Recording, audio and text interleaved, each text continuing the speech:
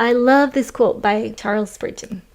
Discernment is not knowing the difference between right and wrong. It is knowing the difference between right and almost right.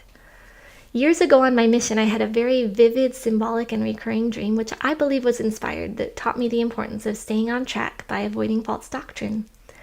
It involved me boarding a train that suddenly derailed because of a tiny, imperceptible thing that happened during the train ride to change its course and make the entire train go completely off the tracks.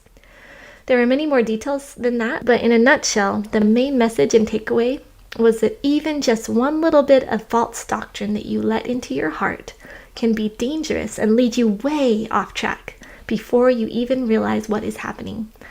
And that the adversary will try to get you to accept and even embrace things you would never ever accept by disguising it as something else.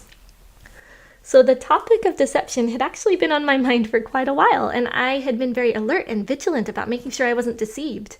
In fact, believe it or not, the whole time I was reading this book, I was also concurrently reading conference talks and all sorts of stuff on the church website about how to avoid deception, just to make sure I wasn't falling for something that I shouldn't. But I still fell for it. It still sucked me in.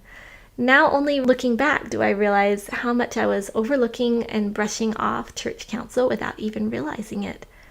And years later, after coming out of this experience, I now read those same talks with a much clearer perspective than I ever did before. This whole experience has taught me that getting blindsided by the adversary can happen to anyone, and that deception is not something to tamper with or meddle in. The adversary is good at what he does, and the only way we will stay safe is if we keep our eyes on the words of the scriptures and living prophets, keep our covenants, and hold fast to the promises in the scriptures about how to avoid deception. Every word. I've also learned that the words of our Latter-day Prophets are not merely guideposts or suggestions. They are literally a lifeline. And when we start dismissing anything that comes from the living oracles of Christ Church, that's when we put ourselves in jeopardy and leave the door wide open to falling for deception. Because we've let go of that lifeline. We've stopped treating it like a lifeline. And we're left to ourselves to navigate the pitfalls that surround us, which obedience to the counsel of the Lord's prophets would guide us safely across. It makes me think of something Elder McCune said. The adversary would entice some to leave the joy of the gospel by separating Christ's teachings from his church. He would have us believe that we can stay firmly on the covenant path on our own, through our own spirituality, independent of his church.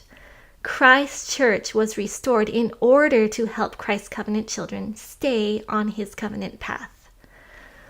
These experiences also reminded me of Elder Neil L. Anderson's warning about, quote, spiritual whirlwinds that can uproot you from your spiritual foundations and land your spirit in places that you never imagined possible, sometimes with your barely noticing that you have been moved. Yikes. I've also thought about how much this relates to Elder Uchtdorf's talk, A Matter of a Few Degrees, where he talks about how even getting off by a tiny increment can have major repercussions down the road, far greater than we may ever imagine, and end up taking us to an entirely different destination than we had planned on. And that message really resonated with me.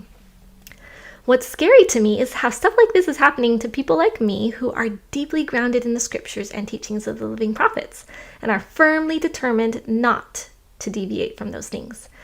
And it leads them away almost imperceptibly until they are far away from where they should be, but they truly believe they are still fully in the light.